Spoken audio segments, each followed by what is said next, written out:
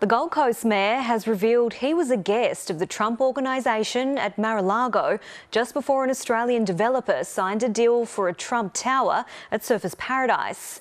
Tom Tate made the admission in an interview with ABC News to mark 1 year since ex-tropical cyclone Alfred crossed the southeast Queensland coast.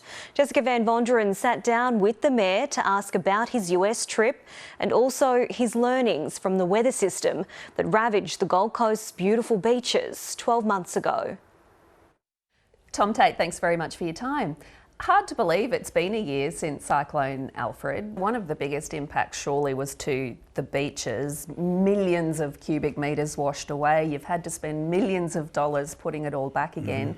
Is that work finished now? I think we've probably got another 3-4 months just to fine-tuning in vulnerable part of our beach, that is the northern part, Narrow Neck and Main Beach.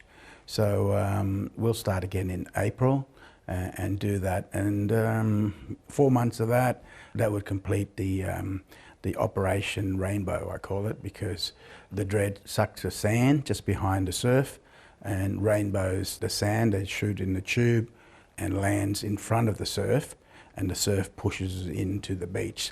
So, and that's been very effective. And is that the strategy going into the future, this kind of storm washes it away, you guys pump it back in? I mean, is that sustainable to keep on doing No, that? it's not. What you got to do is you got to learn to go, right, how do we build up our sand reserve? And we've got things in place for that. How do we protect our beach in the vulnerable part? We did that with Palm Beach in creating an artificial reef. And I think we spent about $15 to $20 million on that.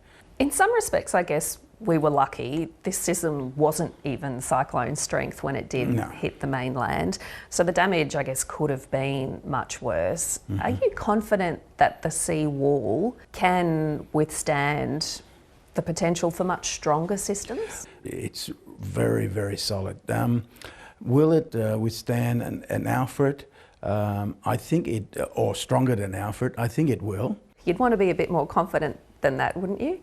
You know, when it comes to Mother Nature, it's a bit like asking a girl for a date. I think she'll say yes, but you know what? I've got a lot of no's. So with Mother Nature, I think she'll be all right, but she can come in very strong because it's been 70 years since Category 5 has visited the Gold Coast, and that part of it, well, we haven't been tested at that level. The older buildings, 50-50 chance that they will survive.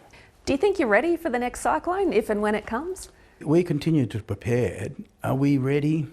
I thought we were ready last time. Each time we get hit, we're more ready than last time. That's the best I can tell you. Can I ask you about your trip to the US? Sure.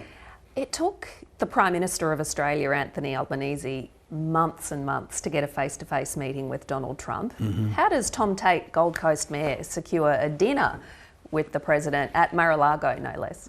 I wrote to the President early on in the piece, congratulations and all that sort of stuff. In that letter, I remind him that the alliance between America and us has been around for so long. I mean, without the Pacific warfare out there 50 years ago, I would say we would be eating sushi, right?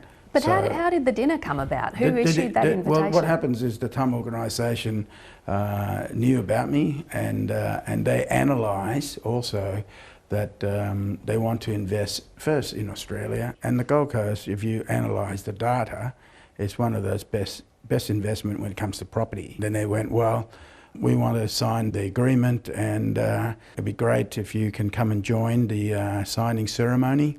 So the Gold Coast got a Guernsey to meet the leader of the free world. So at the dinner then, does Donald Trump or Eric Trump seek your assurance before this $1.5 billion deal is signed for a proposed Trump tower? Do they seek an assurance from you that you're on side, that the council will approve? They're professional. They know that councillors has to have an open mind and persuadable. But I know that this site has already got a current approval for 89-storey building with a 5-storey car park underneath. So that's already ticked.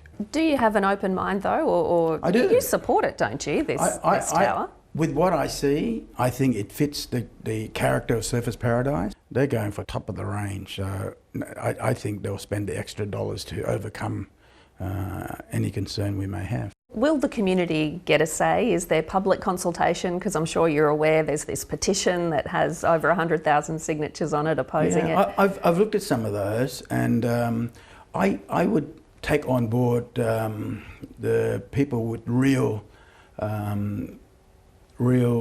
property-specific objection, not objection because of brand or politics. Because I can't, it's illegal for me to go, well, it's that person submitting the application, therefore I bow to the political pressure and won't approve it. That's illegal for me to do.